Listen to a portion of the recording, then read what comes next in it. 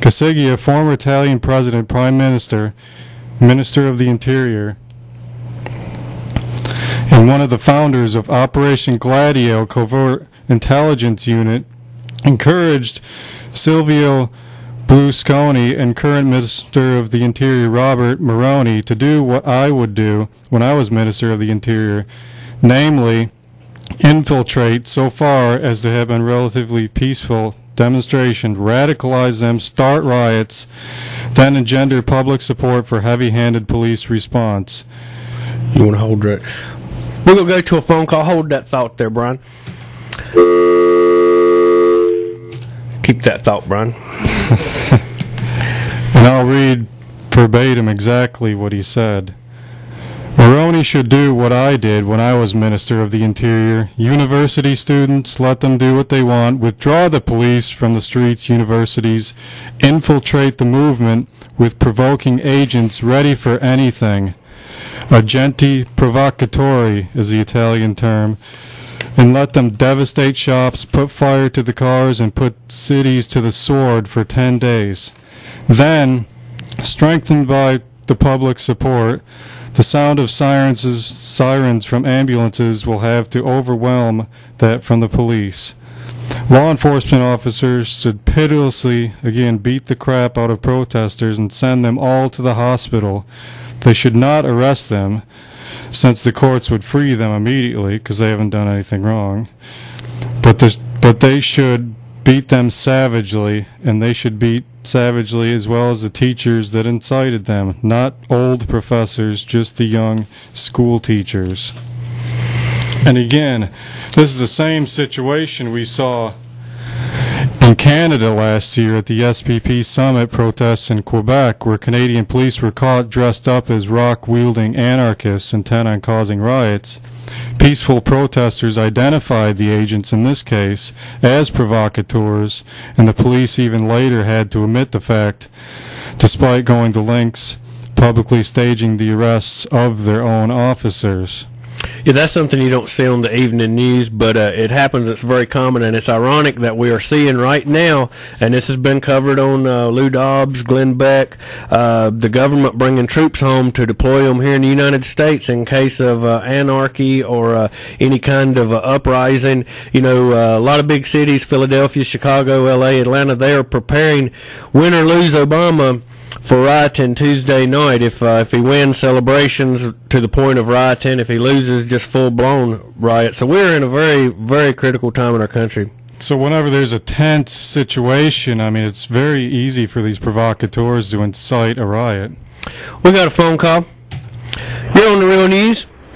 Yes, I just had a comment to make about when the general just recently said he was for Obama. You know, that I always had a pretty high opinion. Sir, 1 second. Can you turn your radio down? Oh, I'm sorry. I always had a pretty high opinion of General, but after he made his pitch for Obama, I just couldn't hardly. Well, it didn't make me think any more of Obama. It just made me think a whole lot less of him, if you know what I'm saying. Well, we go back to what Colin Powell did, of course, during the Bush administration, just blatantly lied to the entire world, proving all this weapons of mass destruction evidence, which, of course, turned out to just be nothing but lies. And I would like to see how many other super liberal Democrat candidates has he ever endorsed, or could race have something to do with this? In his history, I've not seen any super liberal candidate gun grabber that he has stepped up and endorsed, you know. So, yeah, the Colin Powell endorsement, and then that's all you saw on TV. That's all they've talked about was that one endorsement, like it just made all the change in the world. And we're probably going to see Colin Powell become a cabinet member of some sort later on. Oh, definitely. Definitely. Is there anything else you'd like to add, sir? We appreciate you calling today. No, that's it. And I'm sorry I was trying to drive and talk at the same time, and I'm finding that difficult. But anyway, I just wanted to voice my opinion that I was just so disappointed, and actually my opinion of Colin Powell has dropped considerable since he made that pitch for Obama. Anyway, thank you for your time, and I appreciate this program. Okay, thank you for calling in. We wanted to play a clip of what Joe Biden said earlier in the week. It was last week. We'd planned to play it last week, but we had so many phone calls we didn't get to, so if we could, we'll go to that now. It's a little bit muffled.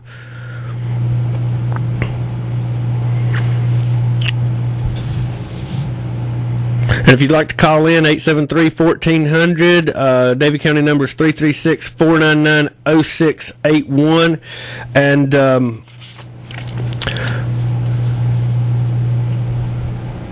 we got another phone call. A lot of tough decisions Brock's going to have to make. Go ahead with this. A lot of very tough decisions, including on foreign policy. And here's the point I want to make. Mark my words. Mark my words. It will not be 6 months before the world tests Barack Obama like they did John Kennedy. The world is looking. We're about to elect a brilliant 47-year-old. All right, we got a phone call. We're going to go to the phone calls. Had a little technical difficulty there. Hello, you're on the Real News. Hello. I called about there's a recent article, in fact, in the November 3rd issue of the American Free Press, that shows that Obama is not a legal citizen. And the law case was filed by a lawyer by the name of Berg versus Obama, and that lawsuit has been on October 21st.